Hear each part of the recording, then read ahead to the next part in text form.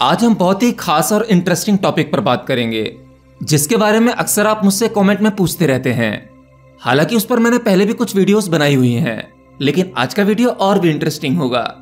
और ये वीडियो है कुंडलिनी और 7 चक्रों के बारे में। अगर आप मुझे पहले से फॉलो कर रहे हैं तो आप ये तो जानते ही होंगे कि हमारे शरीर में बहुत से शक्ति बिंदु हैं, जिनमें कुछ ऐसी संभावनाएं हैं जो लॉक्ड पड़ी हुई हैं, जिन्हें कुछ योगिक और ध्यान के तरीकों से अनलॉक किया जा सकता है। तो ये वीडियो पूरा एंड तक देखना, क्योंकि आपको कुंडलिनी और 7 चक्रों से रिलेटेड बहुत सारे सवालों के जवाब मिल जाएंगे। तो सुरक्षित रूप से कुंडलिनी जागृत करने का पहला स्टेप है नाड़ी शोधन, यानी नाड़ियों को शुद्ध करना। वैसे तो आप लोगों को पता होगा कि हमारे शरीर में सूक्ष्म रूप से 72,000 नाड़ियां हैं, जिनमें सुचारू रूप से ऊर्जा का प्रवाह होता रहता है, कम या ज्यादा। और उन 72,000 नाड़ियों में से 3 मुख्य नाड़ियां हैं, ये भी आपको पता होगा, ईड़ा, पिंगला और सुषुम्ना।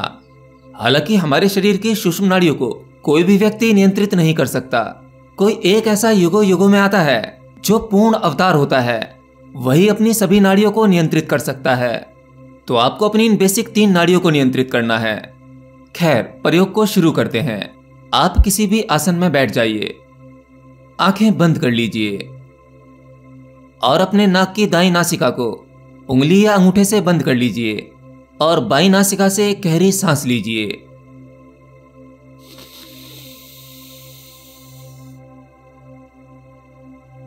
अब उसे छोड़िए। अब यही क्रिया बाईं नाक से कीजिए, यानी बाईं नाक को बंद कीजिए और दाईं से सांस लीजिए। और इस प्रोसेस को करते समय थोड़ा गौर से देखना। आप नोटिस करेंगे कि आपकी सांसों की गति एक नासिका से थोड़ी ज्यादा होगी और दूसरी से कम। अगर आपकी नाक की किसी एक नली से हवा ज्यादा या कम आ रही है, तो इसका अर्थ यह है कि आपकी नाड़ी शुद्ध नहीं है, यानी आपकी सूक्ष्म नाड़ियां, जिन्हें आप पाइपलाइन समझ सकते हैं, उनमें कुछ ब्लॉकेजेस हैं, जिसकी वजह से हवा का प्रभाव क्लियर नहीं है, वह अटक अटक कर जा रही है। यानी आपकी नाड़ी अशुद्ध है, उसमें ब्लॉकेजेस हैं, शक्ति का फ्लो एफर्टलेसली नहीं हो पा रहा है। ईड़ा और पिंगला नाड़ी, ये आपकी दोनों नासिकाओं को दर्शाता है। तो आपको अपनी ईड़ा और पिंगला नाड़ी को शुद्ध करने के लिए नाड़ी शोधन प्राणायाम करना होगा। इस प्राणायाम को आपको 15 मिनट तक करना है। जब आप इसे 15 मिनट तक सहजता से कर सकते हैं, तब आपको इसकी टाइमिंग बढ़ानी होगी, तकरीबन आधे घंटे तक। आप समय को धीरे धीरे बढ़ाइए। और इस प्राणायाम के कुछ नियम हैं। इस प्राणायाम को आपको सुबह सुबह सूर्य उदय के समय करना चाहिए या फिर सूर्य अस्त के समय। आप दिन के दोनों ही समय को चुन सकते हैं। और इस प्राणायाम को करने से पहले आपको सुनिश्चित करना होगा कि कहीं आपका मन अशुद्ध तो नहीं है। आपके बैठने का जो पोस्चर है, उस बैठते समय आपकी रीढ़ की हड्डी बिल्कुल सीधी होनी चाहिए। अपनी इस बेसिक तैयारी करने के बाद अब आपको अपने चक्रों की साधना करनी है और अपना ध्यान आज्ञा चक्र की ओर केंद्रित करेंगे। सीधे मैंने आज्ञा चक्र पर ध्यान करने को इसलिए कहा ताकि आपको इस शक्ति को संभालने की क्षमता आ जाए। जब आपका आज्ञा चक्र एक्टिवेट होता है, तब आपका बोध बढ़ता है।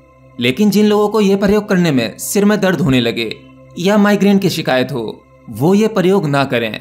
महिलाएं भी इस प्रयोग को अवॉइड करें। उनके लिए कुछ अन्य मार्ग हैं।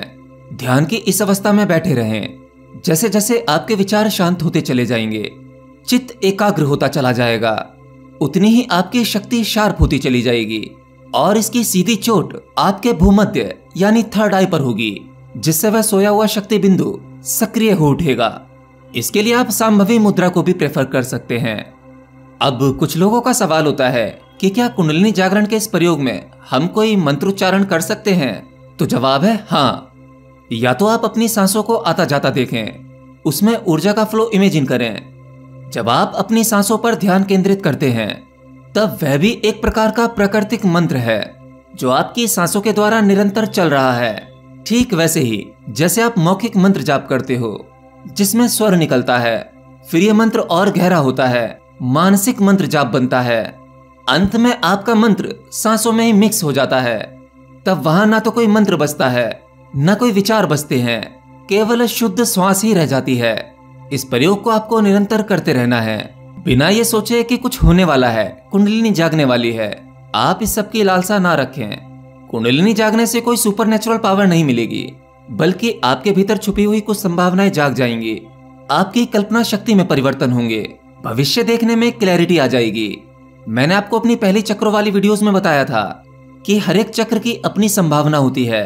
अब ऊर्जा उसमें जितनी मात्रा में जाएगी, उसे जितना अधिक सक्रिय करेगी, वह संभावना आपके अंदर उतनी ही तीव्र हो जाएगी।